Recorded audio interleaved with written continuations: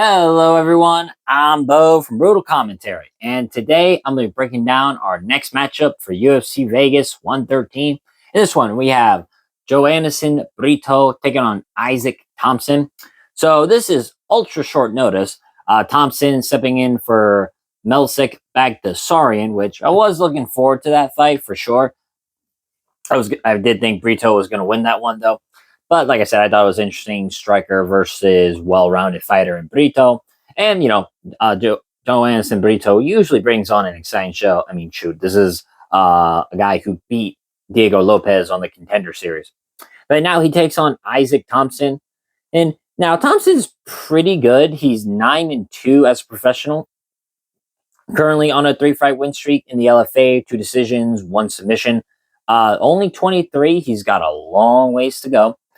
And currently trains out of Team Alpha Male, and you can see that in some of his style with the front headlock series. But I'll get more into that as I get into their breakdown. Overall, it kind of presents a fascinating contrast in energy, experience, and stylistic intentions. Because you got Brito who walks into the cage with a sort of presence to him, as he is a dangerous finisher. He's on some of his wins, like the brutal knockout of Andre Philly and Weston Wilson, and the submission win to Jonathan Pierce. Overall, Brito is a very explosive, assertive, and anchored in years of building a style that thrives on pressure and damage. Meanwhile, Thompson kind of represents the opposite end of that spectrum. He's a bit more calm, organized, composed, and like I said, for 23, he's got a long ways to go. But from what I've seen, he's pretty good and committed to technique over chaos. When you pair a fighter who creates turbulence with a fighter who depends on patience, the question becomes simple: who shapes the environment? And I do find this fight very compelling. Not just to hype Thompson up and say, "Oh, this is going to be fun," but like in all seriousness, I think this fight is compelling because not because one man is drastically more skilled than the other, though I do think Brito's experience might help him in this. But again, I'll diverge into that more. But because their strengths intersect in a way that force each fighter to operate slightly outside their preferred rhythm. For Brito, that means dealing with a cleaner, sharper, technical striker, very similar to William Gomes in some ways. And for Thompson, it means fighting in a level of physicality and pace that's not just aggressive, but insistent. And, something he's not dealt with, nor has he ever fought an opponent as good as Brito. Certainly not one as experienced. But without further ado, let's break down their styles. So starting with Joanderson Brito, he fights as if he wants the center of that.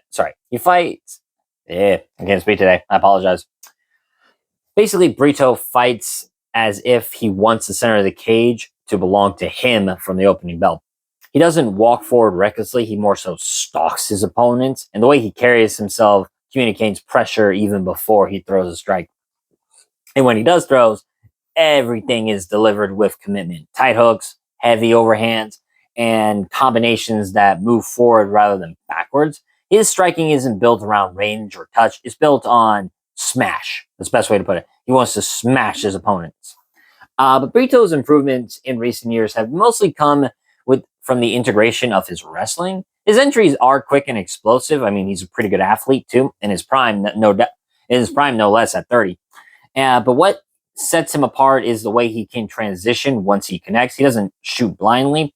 He's really good at shooting in to secure hips, to pivot off the angles, and then turn the takedown into a chain of pressure that forces opponents to burn energy. And I would say Brito's ability to blend striking with wrestling makes him unpredictable enough that opponents struggle to settle into a rhythm. And every moment becomes a question of, is he going to strike? Is he going to submit? Because what makes Brito so good is that he is a well-rounded threat. He's got a good array of submissions, as I said, with Jonathan Pierce, to name one, or striking. You saw, like I said, the knockout of Weston Wilson, of Andre Philly, like I said, name a few. He's a pretty well-rounded threat. The only issue with Brito is when he fights a specialist too, kind of like Magny, but a bit different. But when he fights a specialist that it's really good at sticking to their world and have a seemingly better game plan, Brito does struggle in trying to close that distance. Against Gomes, who is a much more technically sound striker, he kind of got outpointed, though I do dispute he lost that fight. but then against Pat Sabatini, when Sabatini was able to get the fight down to the ground repeatedly, Brito's grappling and jiu-jitsu could not do a thing to Sabatini's. The only way Brito was going to win was that striking, but unfortunately, he just never got to it. Now, looking at Issac Thompson, he kind of brings a different level, or sorry, different feel to Brito. Oh, his striking is clean, straight, and disciplined. There's no real waste in motion in his punches, and he relies on the fundamentals. Good tight mechanics, very balanced footwork, and willingness to stay composed even when the fight gets intensive. Now, that being said, he does have some tendencies to bite on the mouth guard and throw as hard as possible once he gets hit, and that is something that could get him in trouble in the long or short run. I'll say this, Thomson doesn't look to overwhelm opponents with volume or wild exchanges most of the time. He focuses on precision, straight shots down the middle, well-timed counters, and subtle footwork adjustments that allow him to stay just outside of danger. His defensive awareness is probably one of his strongest assets. He's pretty good at keeping a high guard. He's maintaining posture and rarely gives opponents easy openings. Even his grappling reflects that composure, and training at Team Alpha Male certainly helps. Thompson's first priority is stability, solid balance in the clinch, smart underhooks or overhooks, and enough awareness to avoid getting tied up in disadvantageous positions. And he's not going to go out there and hunt for high-risk grappling transitions. He prevents them. And then once he finds the opening, he can, like the submission, like the rear naked choke win he has against, who was it? Jeremy Henry. Thomson, I would say Thompson's strength is his ability to make the fight feel orderly. He wants time to process, time to measure, and when he gets his timing down, his shots come out clean and very meaningful. His challenge becomes protecting in that clarity against a fighter who thrives on just forward aggression.